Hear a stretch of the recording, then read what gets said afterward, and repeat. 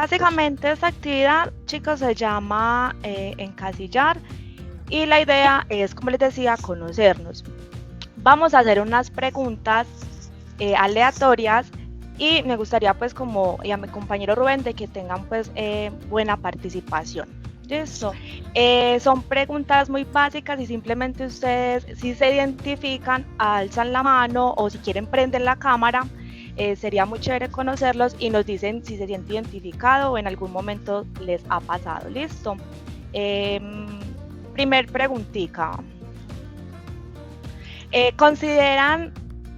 ¿Quiénes se consideran, perdón, a sí mismos observadores del entorno? ¿Quiénes se consideran que son personas que observan mucho donde se encuentran, el lugar, el entorno? Uy, yo creo que yo. ¿Alguien más? A ver, ¿cuántos? Don Rubén. Bueno, cuento por aquí manitos levantadas. Pues yo sé que ustedes están en primer semestre. Me imagino que la mayoría no se conocen pues en persona por lo que estamos en estas clases virtuales.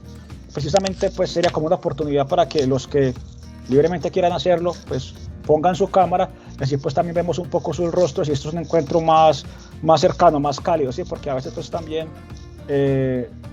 esta virtualidad pues hace pues como que no sea como tan cercana a la situación, pero igual sigue siendo algo voluntario. Lo que pasa es que con la cámara es mucho más fácil de pronto hacer el seguimiento y al final les explico por qué vamos a hacer este seguimiento, pues como este conteo básico sobre las preguntas que Margarita les está haciendo. ¿Listo? Marci, ya puedes continuar. Muchas gracias. Listo. Segunda pregunta. ¿Quiénes de ustedes consideran que son hábiles en geografía?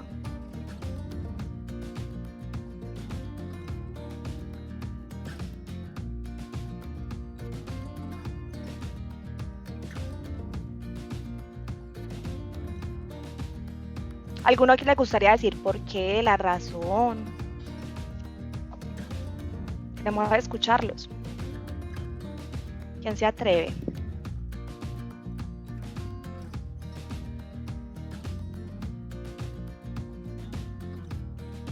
Ay, qué participantes.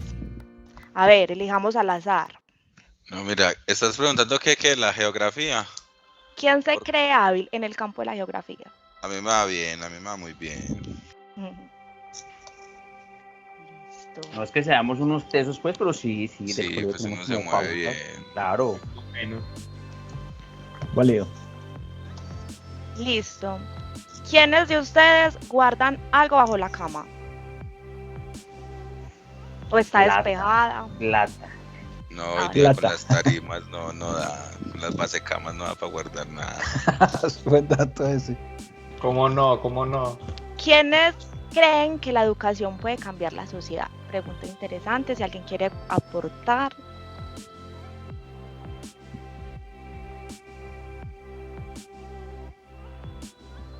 ¿A alguno le gustaría dar su percepción? ¿Por qué?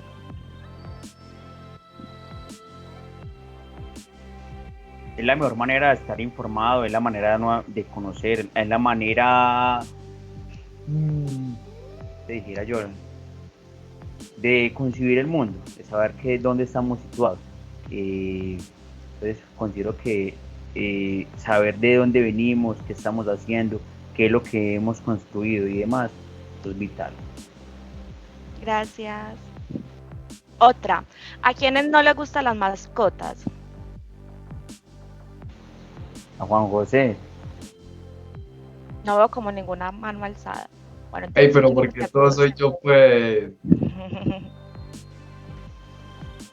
Otra, ¿a quiénes les gustaría ser profesores de primaria?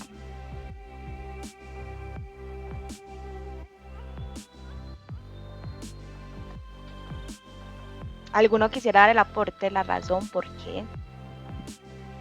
Uno que se arrepintió, pero bueno, listo. Uno que bajó la mano después de la levantada.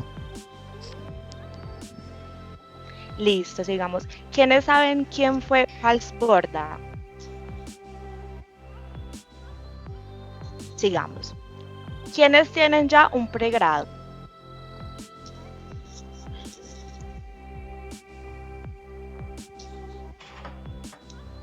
¿Quiénes tienen acá más de 25 años? No, eso es que tengo 18, gracias a Dios.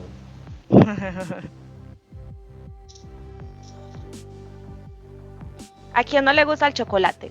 En cualquiera de sus presentaciones.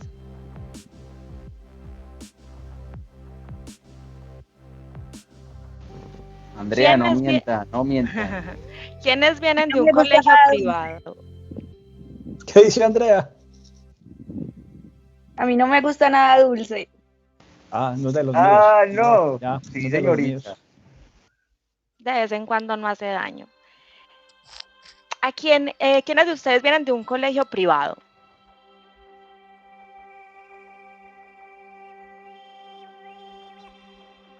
Listo, chicos. Bueno, ¿alguno quiere decir algo? Preguntarnos algo. Conocernos a nosotros los estamos conociendo a ustedes. ¿Qué ¿Qué quieren tiene saber? que ver nos gusta el chocolate o no con la clase? Ya, Ah. buena pregunta. Ahí me quedó la duda de quién era False Borda. Entonces ya miramos algunos elementos, sí, pues sí. Ella le tiene consideran mucho que es respeto al compañero, le dice Don Rubén. Muy bacano. No, pero eso también tiene su historia. Ah, Mira, como ya sabes, Tiene su entonces. historia del Bueno, segundo semestre. Alonso quiere que le digamos Don Alonso. Don Alonso. No. Don Alonso, Don Alonso. Sí, Si les sí. ocurra, muchachos, decimos así. Es malo, le voy a decir es Don Evelio. Entonces cuéntenos, ¿qué ven en la imagen? 5 segundos. 5, 4, 3, 2, 1. Una carita feliz. Alonso. Frutas. Frutas, ¿qué más? Un banano. Una carita feliz. Una canasta. Sí, bien. ¿Alguien más? Alimentos. Sí, Válido. listo. Siguiente, Margie. Vamos a dibujar algo. Listo. Entonces, los que tengan cerca o si no vayan buscando un lapicerito, una hojita o con la misma, no sé, en Paint, pueden hacer una casa. Tenemos para eso un minuto. Mucho tiempo. 15 segundos. 15 segundos. 15 segundos a partir de... Eso en 15 segundos queda muy feo. ¿Qué Esa es la haces? idea. Esa es la idea. Una casa. Ahorita es que quede Haga feo. una casa. 15 segundos a partir de ya. Bueno, perdón, don Rubén, esperemos. ¿Quién se encuentra listo? ¿Tiene los implementos para hacerlo efectivo? ¿O quién falta? ¿Quién está buscando el lapicero? ¿O está abriendo Paint? Eso quiere decir que ya todos están listos. Empecemos entonces Listo. con el conteo regresivo. Van 5.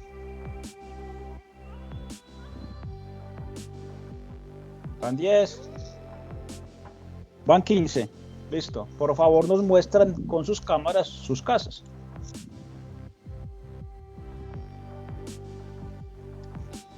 A ver, ¿quién se anima? Vamos.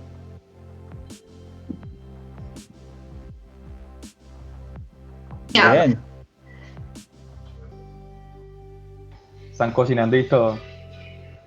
Oye, tuvieron mucho tiempo, es que un minuto, Margarita es muy madre. Ella es muy madre para esas cosas. Vayan conociendo. Muy bien, bueno, a los compartieron, muchísimas gracias porque nos hace parte de este ejercicio. Bien, Como que gracias. parecidas. Uy, aquí le dio tiempo a hacer gato y todo. Imagínense, 15 segundos, la sacó, ya la tenía ahí, la tarea de la clase pasada. No Sí. falta el gato. Eso. No tiene gatos en la casa, hombre, es verdad. Bueno, muchachos, vean, esta actividad y toda actividad que ustedes vayan a implementar más adelante dentro de sus prácticas y dentro de sus dinámicas didácticas, siempre toda actividad debe estar ligada al tema que se va a desarrollar, porque de esa manera lo que se va gestionando es el estímulo y que haya una apertura por el tema, ¿cierto? Y ustedes ven de pronto, aquí como lo estamos haciendo, pues estamos precisamente tratando de entrar un poco en confianza con ustedes para que se haga más tranquilo, más relajado el encuentro. Las preguntas no están hechas al azar, las preguntas tienen un fundamento. Básicamente, voy a hablar en términos generales. Nuestro tema que compartimos con ustedes hoy es etnografía escolar, ¿cierto? ¿Por qué? ¿Para qué? ¿Qué es la etnografía escolar? Resulta que la etnografía escolar tiene unos elementos que la hacen característica y que aportan mucho a la investigación educativa y por extensión a las ciencias sociales. Estas preguntas nos dan información de cada uno de ustedes, pero como son un grupo, entonces esta información se interpretaría de manera grupal. Sería un poco invasivo empezar a interpretar uno por uno y pues tampoco tendríamos el tiempo para hacerlo. Pero considerando que fue un equipo y que tenemos unos elementos que ustedes nos han compartido, entonces se podrían concluir cosas como que este es un grupo en el que tienen claridad de algunas ciencias sociales, disciplinares puntuales, que creen que tienen un dominio de la geografía. Eso entonces nos lleva a pensar que seguramente esta materia de geografía fue en sus favoritos en el colegio. Entonces de ahí tenemos ya por qué eligen la licenciatura en ciencias sociales. Hay una cercanía por la geografía, una relación con la geografía. Generalmente también las personas que tienen habilidades con la geografía o afinidad con la geografía son personas que gustan o tienen la capacidad constantemente de estar viajando, y ese contacto con la geografía desde lo físico, desde lo real, pues hace que todavía haya más apasionamiento por esa disciplina o ciencia particular.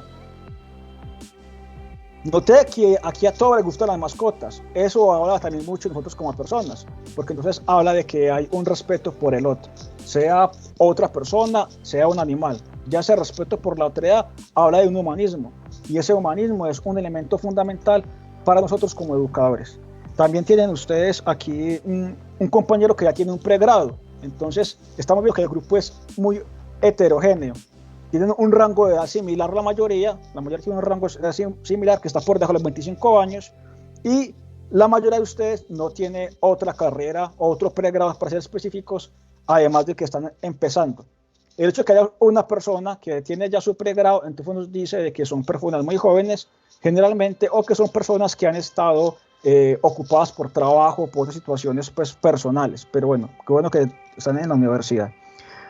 El hecho de que vayan una persona que venga de un colegio privado y que venga a una universidad privada ya también habla un poco de esa relación económica, de esa relación sociocultural que tiene la educación con las personas. No es lo mismo la educación, aunque debería ser, pero no es lo mismo la educación privada que la educación pública en muchas facetas. Si bien reglamenta la misma normativa, la ley 115, hay una serie de gestiones y de disposiciones al interior de las instituciones que las diferencian. Entonces, sabemos que la facultad, por ejemplo, cuenta con un programa de becas para algunas personas. Y esas becas, por lo que estamos detectando nosotros, no solamente en este semestre, sino otros semestres, estamos viendo de que está orientada hacia personas que vienen de colegios públicos. Eso entonces también es un plus, un asunto importante ahí a tener en cuenta. Entonces es un grupo homogéneo, un grupo de personas muy jóvenes, un grupo de personas que están apasionadas por el ser humano, un grupo de personas que les gusta la geografía, entonces hay un contacto con la naturaleza, con el ser, un respeto por el otro. Son elementos que ustedes nos están aquí arrojando un poco sin querer queriendo, ¿cierto? Porque es importante saber a quién no le gusta el chocolate. Pues realmente es más importante para la clase, pero la actividad nos permite conectar esos gustos. Hay 4 personas a las que no les gusta el chocolate. Ya sabemos que el día del amigo secreto, la endulzada no puede ser chocolate. Invítelo a un café, cómprele el Esplenda, pero no le vaya a dar chocolate, ¿cierto? Elementos como esos permiten que nos conozcamos, permiten que vayamos comprendiendo un poco al otro. Hay veces que no entendemos la actitud del otro, y ese otro traduzcamos los estudiantes, y es precisamente porque desconocemos su historia de vida. Como no conocemos su contexto real, su contexto familiar, su contexto situacional, entonces simplemente juzgamos a un estudiante por su comportamiento en un aula, cuando realmente hay más que el aula dentro de la educación. ¿Sí? La educación no es una cosa, una pared llamada aula, sino que permea tanto dentro como fuera de la institución educativa. ¿Por qué la imagen? Listo. La imagen es una imagen capciosa. Yo la voy a volver a compartir para que ustedes miren a lo que me voy a referir. Algunos dirían, una carita feliz, válido. Hay unas frutas, dirían otros, frutas, válido, son frutas. Otros pueden haber dicho 3 frutas, manzana, pera, banano, hay 3 frutas. Otros pueden haber dicho 4 frutas, 2 manzanas, una pera y un banano. Miren que todas las respuestas son correctas. ¿Qué es lo que hace que esas respuestas sean válidas? Pues el punto de vista, la perspectiva con la que el otro percibe las cosas. Entonces decir que es una carita feliz, que es una canasta feliz, como dijo alguna vez alguien, que son 3 manzanas, que son 3 frutas o 4 frutas o simplemente frutas, siguen siendo respuestas correctas. ¿Qué las valida? Pues el contexto en que se dé. Si hubiéramos preguntado algo más específico como cuántas frutas ve, pues no me puede decir una carita feliz. No, te pregunté cuántas frutas ves. Me puede decir 3, me puede decir 4. Si yo pregunto cuántas manzanas hay, ahí sí la respuesta pues debe ser 2. Entonces miren que no solamente es cómo preguntamos, sino cómo se puede interpretar una misma situación. Precisamente la etnografía hace eso, y la etnografía escolar hace eso. Trata de comprender los contextos, trata de analizar las situaciones y luego arroja unas propuestas o unas reflexiones para mejorar el entorno educativo. Ahora veamos un poco más a detalle ese aspecto. Y finalmente, la casa. La mayoría de ustedes, eso que pues que les lleva mucho tiempo, pero como no generalmente da para esto menos tiempo, y la mayoría de la gente siempre dibuja un cuadrito, un triángulo, y esa es su casa. Yo puedo ver unas casas tridimensionales, con terraza, con gato, con chimenea, mejor dicho, pues, ustedes no sé si son profesores o son arquitectos, como que no sé, como que se equivocaron de carrera. Pero generalmente, ¿por qué creen ustedes que la gente dibuja solamente el cuadrito, la casita, y si le da tiempo para una ventana mal ubicada? ¿Por qué creen ustedes que ese es el referente de casa? ¿Perdón? Es que uno en 15 segundos más va a hacer, solo da tiempo a hacer ese triangulito y ese cuadrito. Bueno, ¿quién tiene otra cosa que decir sobre eso? Era lo que uno hacía en artística. Bien, por ahí va la cosa, ¿qué más? ¿A qué se le ocurre otra cosa? Es un concepto que tenemos de casa, como una referencia, como un símbolo de casa.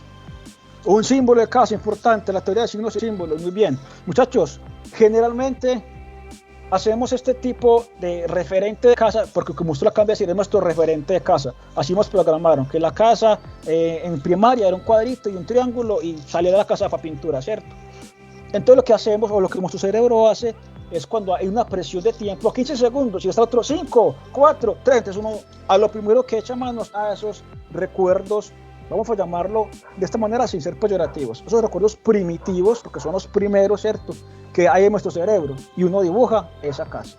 Pero yo le digo, si alguien hubiera dibujado un árbol, ¿sería válido o sería inválido? Si Margarita le dice, dibuje una casa y usted dibuja un árbol, ¿sería válido o inválido? ¿Cómo, Gabriel? Válido porque es la casa de él. En realidad, hay casas, por ejemplo, en mi casa habían árboles, ya hoy no hay. Pero ya yo no hay. Normalmente dibujo árboles en la casa. Listo, pero no es un árbol con la casa, es un árbol. Y lo que dice ahorita por ejemplo Andrea, claro, es la casa de otro, es la casa de una ardilla, es la casa de un pájaro, es una casa. La persona que me fue a mí esta actividad, por ejemplo, cuando nos la explicaba y mostramos las casas, él mostró una manzana. Y todo el mundo le decía, hey, pero dijiste que una casa, pues ¿por qué esa casa fue una manzana? Y entonces dijo, es la casa de un gusanito. Entonces, volvemos al asunto de las perspectivas, de los paradigmas, ¿cierto? De cómo interpretamos esa realidad. Y eso es fundamental en la educación. Si uno pretende que sus clases, que el conocimiento que va a compartir sea exitoso, debe tener en cuenta el contexto, que es muy difícil, es extremadamente difícil, y lo van a ver más adelante en sus prácticas porque son muchos contextos, son muchas personas, y hay una normativa, hay unas exigencias institucionales pues que a veces también hacen más difícil poder personalizar la educación, pero es necesario en algunos aspectos, ¿listo? Entonces, por eso esta actividad. Ahora, ya que hemos hablado un poco con la actividad de lo que es la etnografía escolar y la hemos conectado, no sé si se dieron cuenta cómo conectamos la actividad con el tema, entonces, digamos lo que no es la etnografía. ¿Qué creen ustedes que no es la etnografía? También le ponemos reloj, TikTok. Y dedocracia. Bueno, Margie, dale. Lanza un dedo ahí acusador, por favor. Hola. ¿Quién? Voluntario. A mí no es etnografía prejuzgar. ¿Cómo? Prejuzgar. Prejuzgar no es etnografía. Esa es tu respuesta. Válido, exacto. Sí, yo había entendido al revés, pero sí, es así. Bien, una idea clara, una idea puntual. ¿Alguien más?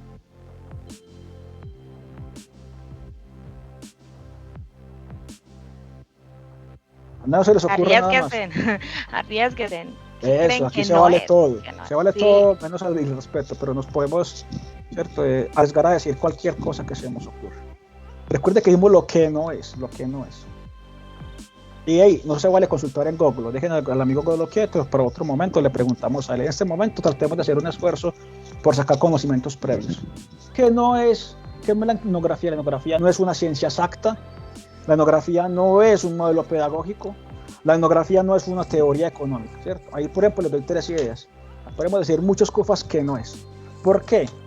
Generalmente estamos acostumbrados a que cuando vamos a explicar o a exponer un concepto, empezamos por definir lo que es. Y a veces definir lo que hace es confundir más al que está aprendiendo. Entonces, una propuesta, no siempre, pero una propuesta a veces es tratar de entender el concepto a partir de lo que no es. Entonces ya sabemos que en este caso, por ejemplo, la etnografía no es una ciencia exacta. Vamos entonces a seguir con la temática y estamos en la definición de etnografía. Entonces ya dijimos que no es. Ahora díganos ustedes entonces, ¿qué creen o qué saben que es etnografía? No etnografía escolar, sino etnografía. Alguno que se sienta con la suficiente confianza para decir lo que opina. Como un estudio de los grupos sociales, creería yo. Un estudio de los grupos sociales, muy bien. Bien. Costumbre y tradiciones. Costumbre y tradiciones, bien. Vamos bien enfocados, muchachos. ¿Quién más? Investigación consiste en observar. Observar, muy bien. Esa parte es importantísima en la etnografía. ¿Qué más? Un método de investigación. Eso se lo preguntaste a Google, no mentiras, pero sí, efectivamente es uno de los métodos o las metodologías que se implementan. Ahora sí, entonces, los voy a dejar ya que tenemos la idea generalizada de lo que es la etnografía y vimos antes lo que no es la etnografía. Entonces ya los voy a dejar en compañía de Margarita y ella les va a ampliar un poco más esta parte, ¿listo? Y enseguida pues continuamos. Listo. Bueno, chicos, la etnografía tiene, digamos, unas tipologías.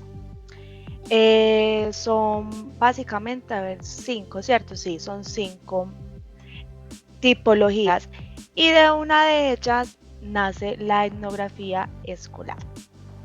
La primera que tenemos sería la procesal o etnografías que son procesales y básicamente es la descripción, ¿cierto? La descripción de los elementos, como decían ahorita, sociales, en este caso pues culturas, y cómo se interrelacionan, más o menos en un grupo dentro de un determinado lapso de tiempo.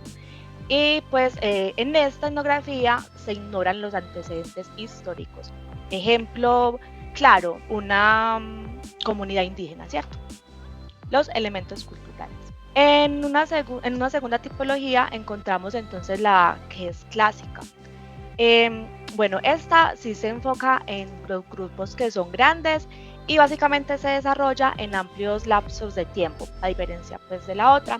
Generalmente estos estudios terminan siendo publicados.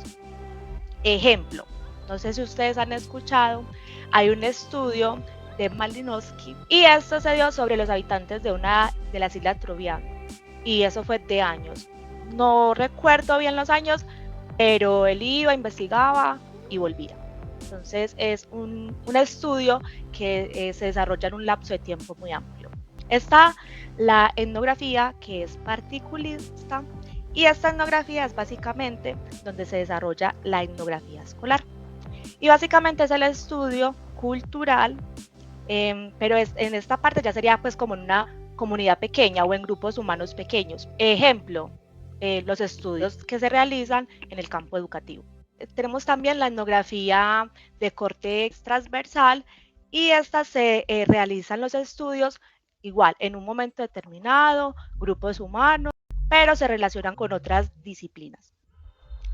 Un ejemplo claro pues de este tipo de etnografía es el estudio cultural a comunidades, integrando pues los elementos que son en relación con el espacio geográfico, la gastronomía, etnohistórica, que básicamente hace pues como un balance entre lo que es la realidad cultural actual como un producto de sucesos.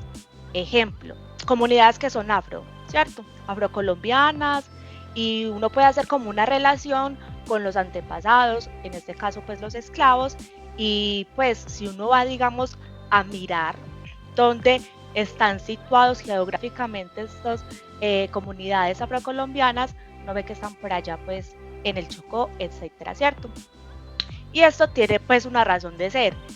dada que estas personas, sus antepasados, huían, ¿cierto? Cuando eran esclavos y se ubicaban en este tipo de zonas. Si alguno tiene una duda, pregunta, inquietud, o todo súper claro. Don Rubén, yo creo que se quedaron comiendo. ¿Usted qué dice? Todo súper claro. Bueno. Claro. Un sobreviviente, 2 sobrevivientes, bien. 2 sobrevivientes, bien. No vale la pena. Muy bien. Gracias, muchachos. Bueno, gracias, Margie, también a ti por esa abrebocas con la tipología. Entonces, vamos a hablar un poco también del significado de etnografía. Generalmente es muy común, es una inclusive de las técnicas más utilizadas cuando uno va a desarrollar un concepto o una idea o un tema, recurrir a la etimología. ¿Ustedes recuerdan o saben qué es la etimología? El estudio del origen de la palabra. El origen de la palabra, bien, válido, exacto, por ahí es, eso es. Entonces muchas veces nosotros cuando estamos compartiendo conocimiento y trayendo conceptos nuevos al aula de clase o al contexto educativo en el que estemos, recurrimos a la etimología como un elemento para conceptualizar, y es un elemento pues válido, muy útil. Pero no podemos quedarnos solamente en esa etimología. La etimología debe ser solamente el abrebocas, el primer acercamiento al concepto. Ya después uno, apoyado en la didáctica y apoyado pues en las teorías, refuerza esa conceptualización. Esta palabra, como la gran mayoría de las palabras del idioma español, en contextos académicos, tiene unas raíces griegas. Se divide en ethos, que significa tribu, pueblo, o incluso tiene una acepción como a pequeña nación en algunos textos, y grafos o grafo, que es escritura o quien escribe. Entonces la etnografía viene siendo transliterado como la descripción de los pueblos o la descripción de los grupos humanos, ¿cierto? Entonces ya de ahí vamos conectando esas relaciones entre lo que es etnografía y cómo va a empezar a ser relevante para nosotros en el campo educativo. A esa etnografía en el campo educativo entonces se le llama etnografía escolar. La etnografía escolar es un método de la investigación educativa. Ahorita lo mencionaba, un método de investigación, le dio a sondera, ¿cierto? Le pegó al gordo, pobre gordo que todo el mundo le pega. Es un método de investigación educativa que se desprende de la antropología. Es un estudio de campo en el contexto escolar. Cuando hablamos de estudio de campo es ir a un lugar. Ese lugar se le llama campo en etnografía.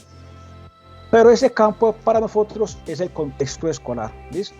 Con contexto escolar, les decía ahorita al principio, no podemos pensar solamente en el aula, en las 4 paredes de un salón de una institución educativa, y tampoco en estas aulas virtuales en las que habemos 20 personas conectadas asincrónica o sincrónicamente. No, el contexto escolar trasciende eso.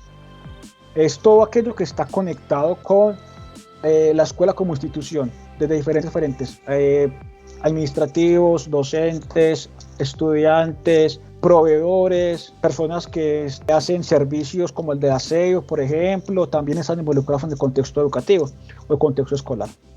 Por ello, debe haber una observación que puede o no ser participante, y es que dentro de la etnografía, como yo lo mencioné ustedes ahorita, la observación es un elemento importante, y más que importante, vital. La etnografía se nutre de la observación, pero ese etnógrafo o observador o investigador tiene la decisión, según el tipo de corriente etnográfica que esté siguiendo, de ser o no ser participante en su observación, es decir, un observador marginal o un observador participante. Marginal porque se mantiene al margen, entonces observa y desde su observación que hace desde afuera, hace sus reflexiones, sus interpretaciones y la publicación de ese trabajo. Y cuando hablamos de un observador participante, es una persona que se involucra con la comunidad o con sus campos de estudio, ¿cierto? Entonces, tenemos, por ejemplo, casos de personas que van a hacer una etnografía escolar y hacen etnografía escolar con un grupo de profesores. Y entonces hace equipo con los profesores, se involucra en los procesos, participa en el diseño curricular, participa en las reuniones, hace propuestas, va y las defiende, está pendiente de la gestión educativa. En ese aspecto, entonces, sería un observador o un etnógrafo participante.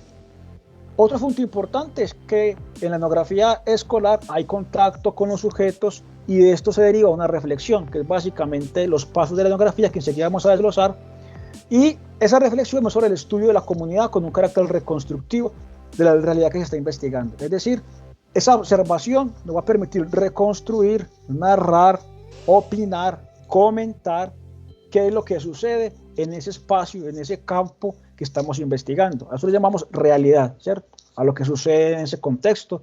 Y la realidad investigada, pues porque es nuestro objeto de estudio, de investigación o de reflexión etnográfica. Entonces, lo siguiente son los fundamentos de la etnografía escolar. La etnografía como un método de investigación, entonces, no es huérfana. Ella tiene unos fundamentos, unos elementos que la sostienen, que la hacen válida y que le da un lugar dentro de las ciencias sociales. Pero entonces la educación dice, venga, esa manera suya de investigar antropólogo me interesa, me gusta, me sirve, la voy a tomar prestada. Y entonces en ese préstamo surge la etnografía escolar bajo 3 fundamentos. Primero, la finalidad. Entonces, ¿qué es la finalidad? El objetivo, el para qué esa vaina, ¿cierto? Entonces la etnografía, su finalidad, la etnografía escolar, su finalidad es describir los contextos, el entorno, los escenarios, interpretar las relaciones de los sujetos o personas, para ser más natural en el discurso, interpretar las relaciones entre esas personas y cómo esa relación de las personas que llamamos sujetos está conectado con ese contexto y con lo que vamos a llamar el objeto, que es el tema que quiero investigar. Estoy siendo escueto aquí, terminologías de coquito, de plastilina, para no generar confusión. Otra finalidad de la etnografía escolar es comprender los hechos. Entonces ya cuando los ha escrito, los ha interpretado, obviamente eso le va a dar una idea, pues le va a permitir opinar, le va a permitir reflexionar, le va a permitir comentar los hechos porque los comprende, los entiende. No es una persona que simplemente opina por opinar y tiene la opinión ahí sin argumentos, como la vieja chismosa de la esquina que habla de todo el mundo sin conocer a nadie. No, el etnógrafo ya comprende los hechos porque ha hecho unos pasos que le permiten entender las situaciones que tienen un momento histórico, suceden en el tiempo y el espacio, con unas causas y unas consecuencias. Otro fundamento es difundir esa realidad, pero difundir lo que se propone para mejorar, porque generalmente en la etnografía escolar lo que hacemos o lo que abordamos son problemáticas educativas. Entonces detectamos situaciones polémicas que pueden ser como la deserción escolar, como el consumo de drogas, el embarazo a temprana edad, profesores que no preparan sus clases, directivos que no tienen como esa conexión con lo humano, ¿cierto? Que la educación se vuelve de pronto como una empresa. Ese tipo de problemática, los padres de familia que creen que la tarea de la escuela es reemplazarlos a ellos porque ellos están muy ocupados. Ese tipo de problemáticas es lo que en la etnografía escolar vamos a ir a abordar y vamos a ir a hacer el estudio sobre eso. Entonces al final se hace una propuesta de mejora, ¿cierto? Se marca una ruta en la que se dice, por aquí nos podríamos ir caminando todos junticos y transformar esta realidad y generar mejores espacios y generar relaciones que sean pues más productivas desde el punto de vista educativo. Asimismo, entonces, también hay unas características dentro de la etnografía. Sus características son, como hemos dicho ya en varias ocasiones, la observación, la participación, sea una participante, la perspectiva holística, es decir, es una perspectiva que pretende, que busca, que se preocupa por integrar tantos elementos como sea posible. Entonces, en las ciencias sociales tendemos mucho a ser holistas, a ser holísticos, a ser integradores, a transversalizar. Entonces, usted con un concepto como, no sé, alguien tiene un concepto, un tema que hayan trabajado en un curso, cualquiera, desde la geografía, desde los fundamentos de las ciencias sociales, cualquier tema. La disciplina. Las disciplinas. Listo, entonces nosotros tenemos el tema de la disciplina en las ciencias sociales. Y ese tema de disciplina lo puedo abordar desde la didáctica y explicar cómo puedo generar conocimientos disciplinares específicos y conocimientos generales. Lo puedo abordar desde la geografía, explicando cómo la geografía puede ser una disciplina auxiliar de la educación o puede ser una ciencia social particular, según cómo lo aborde.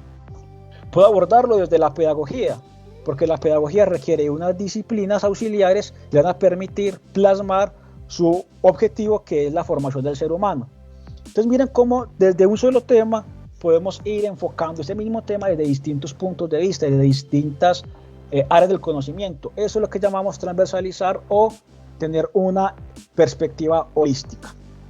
Esa perspectiva holística, esa participación y esa observación son procesos circulares, es decir, se repiten. Ese flujo debe ser flexible, es decir, que nos vamos a encontrar con situaciones que pueden generar malestar, que pueden generar controversia, que pueden obligar a que la investigación pare o que tome otro rumbo. Entonces ahí el etnógrafo tiene que jugar mucho con su intuición, jugar mucho con su ética, jugar mucho con su capacidad de comunicar, y a partir de ahí entonces esas características de la etnografía pues permiten que se puedan ir moviendo en diferentes etapas de la investigación, ¿cierto? Incluso en algunos momentos se podría hacer estas características en distinto orden, o sea, yo puedo observar, puedo participar y hacer una perspectiva holística, o puedo arrancar desde la perspectiva holística y luego hacer la observación y luego proponer una participación, y bueno, ya la misma investigación va dando esas vías de por donde se puede ir metiendo el investigador, en este caso llamado etnógrafo escolar. Y finalmente, dentro de los fundamentos de la etnografía escolar tenemos los roles, o sea, el papel, lo que hace, lo que le toca al investigador y al investigado, es decir, al etnógrafo y a la comunidad en la que el etnógrafo está haciendo su investigación.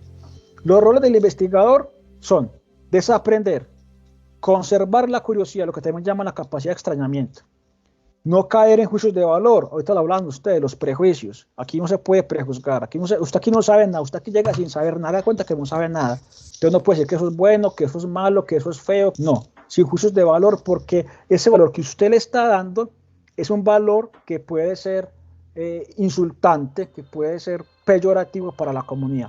Me explico. Y esto pasaba mucho en los principios de la etnografía. Los primeros etnógrafos iban, por ejemplo, que eran europeos, viajaban a las islas de Oceanía o viajaban a comunidades tribales de África y entonces claro, decían, es que esos negros están feos, es que esos indios comen muy maluco, es que esas ropas son muy feas, es que esas pulseras no tienen estética, ¿cierto? No, esos son juicios de valor. Usted no tiene por qué decir si es bueno, es malo, es feo. Usted simplemente dice que esa comunidad tiene unos ritos específicos, que en los ritos específicos utilizan determinados materiales, que esos materiales los extraen de determinadas plantas, que esas plantas crecen en determinada parte del territorio, que ellos utilizan ciertas vestimentas con las que simbolizan a sus dioses, sus creencias, y que eso está conectado con su manera de interpretar el mundo a partir de la alimentación. Y mire que en ningún momento usé juicios de valor. Entonces esa es precisamente una de las fortalezas de la etnografía escolar, que sin utilizar juicios de valor permite generar nuevos conocimientos y comprender más esa relación con el otro. En la etnografía escolar es muy importante porque eso permite generar vínculos y reforzar vínculos entre maestro y estudiante, o profesor y estudiante, docente y discente, como lo quieran llamar según el contexto. Lo importante de esto es que esos vínculos son los que van a permitir reforzar el aprendizaje. Ustedes han pasado por experiencias como Margarita y yo, seguramente también el profe Ramiro en su momento como estudiante, tenemos recuerdos de profesores que nos marcaron, y generalmente esos que nos marcaron fueron de los que más aprendimos, o por malos o por buenos, por aprendimos. Y es precisamente porque se genera ese vínculo a partir de esa integración que se hace en la manera pues como nos relacionamos. Entonces el etnógrafo debe tener esas situaciones en cuenta. Entonces, repito, es aprender, conservar la curiosidad, no caer en juicios de valor y continúo, integrarse con una visión, bueno, nosotros que somos una facultad de ciencias sociales con un énfasis sociocrítico, diríamos que integrarse con una visión crítica, pero bueno, eso no lo hace todo el mundo. Alguien podría integrarse con una visión distinta, no sé, una visión económica, con una visión religiosa. Esa manera de integrarse pues también depende de la intencionalidad de la investigación. Entonces no podemos sesgarnos solamente que es una visión crítica. La visión crítica es propia de nosotros, los formados en un paradigma sociocrítico, pero hay otros paradigmas y entonces según el paradigma pues será también tipo de investigación.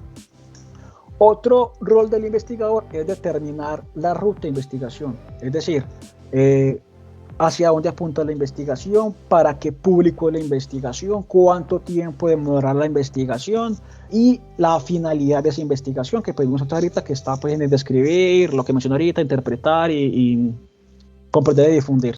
Y otro rol que hace parte de la investigador es la negociación. La negociación es como establecer los contactos y bueno, decir qué necesito para que me dejen entrar a esa comunidad, a quién le pido permiso, qué papeles debo firmar para que me dejen tratar datos personales, a quién tengo que pedirle permiso para entrar a determinadas zonas del espacio escolar.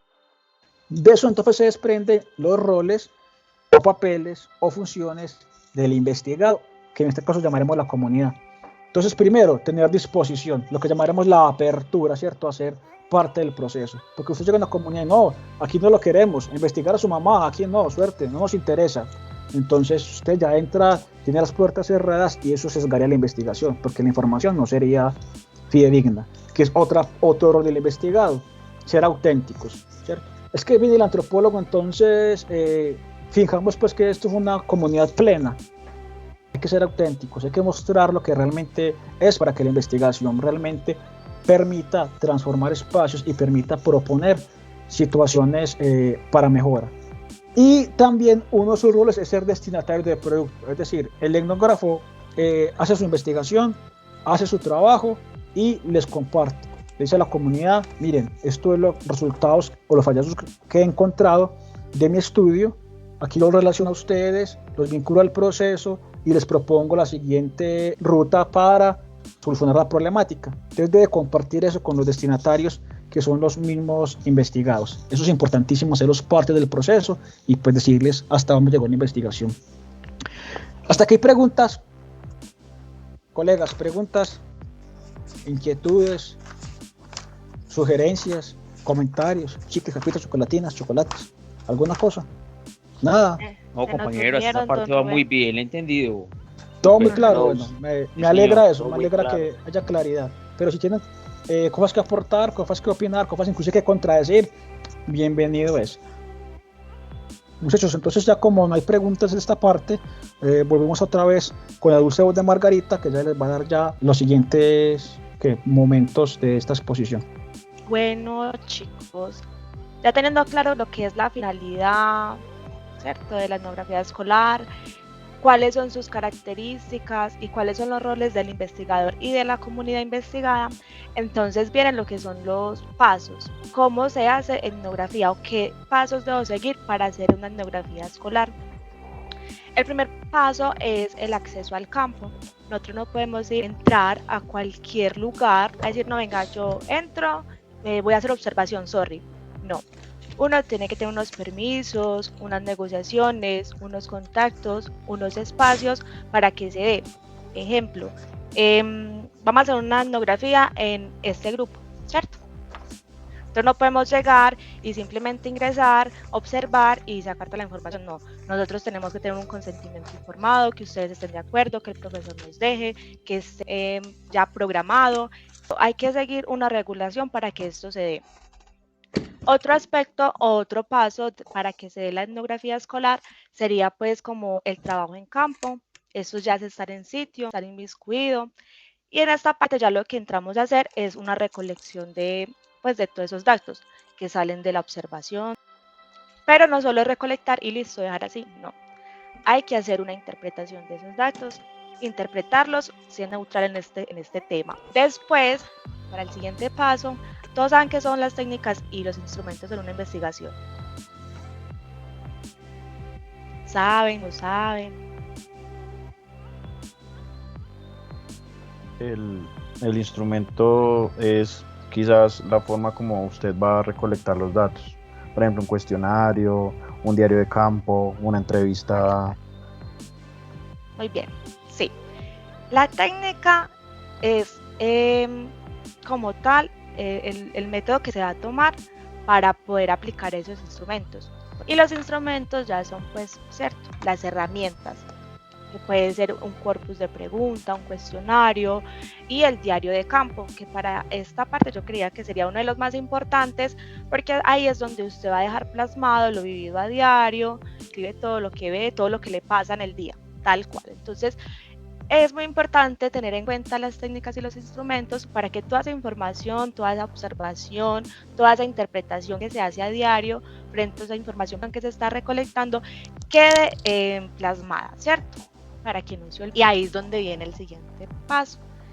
Toda esa recolección de información que se hizo hay que analizarla. hay que analizarla y hay que interpretarla. ¿Para qué? Para entrar a dar propuestas que transformen en caso de que haya una problemática o para conocimiento, ¿cierto?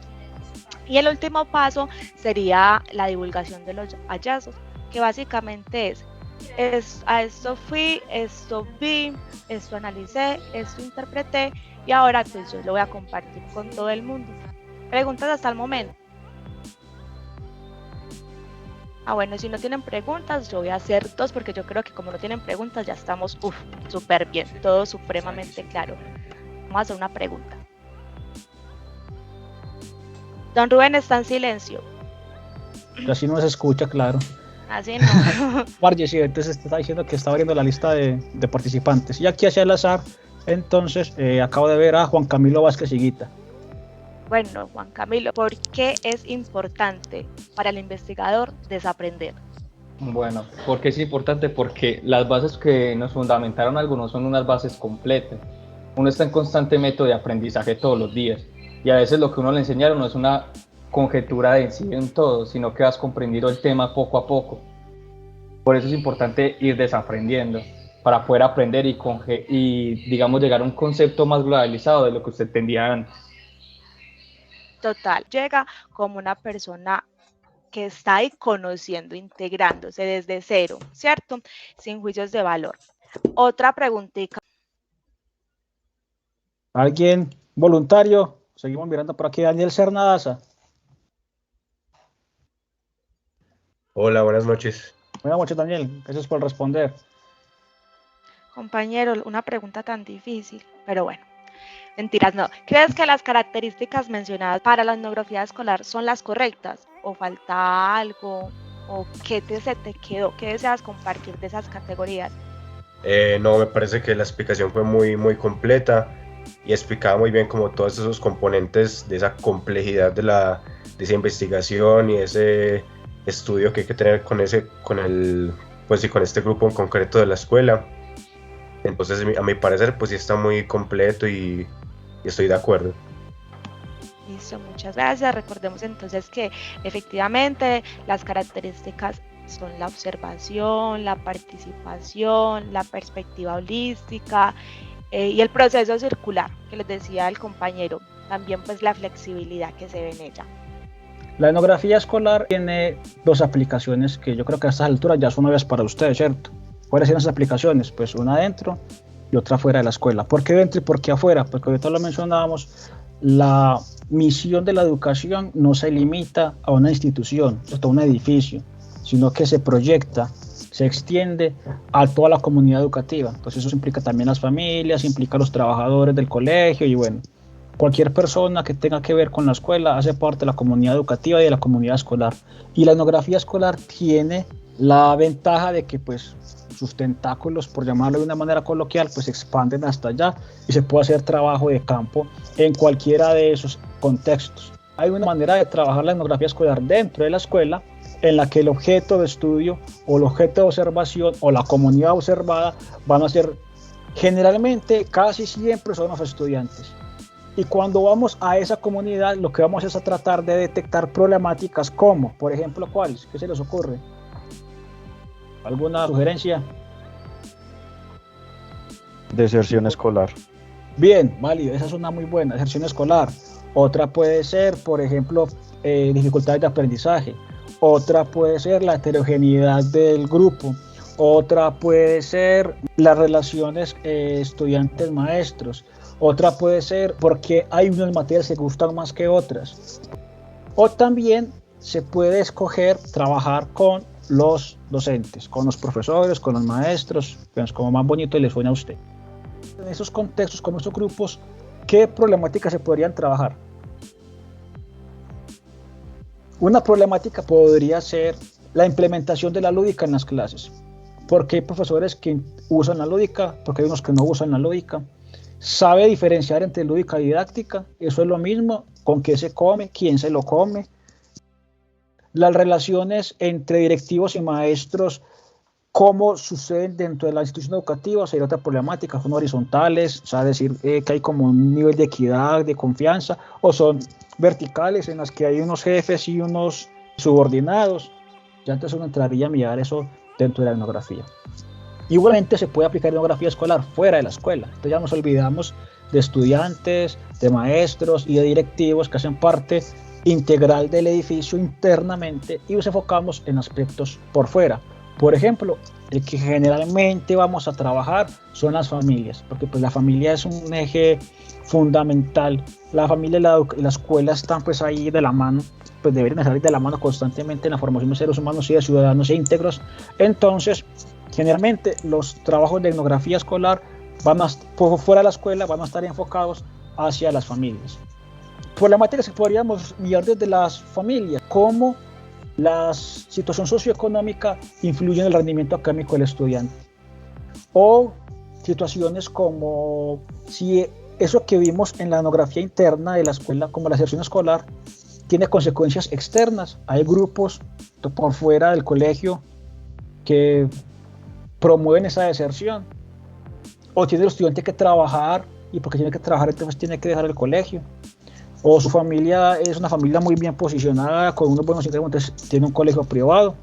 En ese colegio privado entonces tiene acceso a unos modelos educativos que pueden ser más eficientes a la hora de formar para el trabajo que en la educación pública.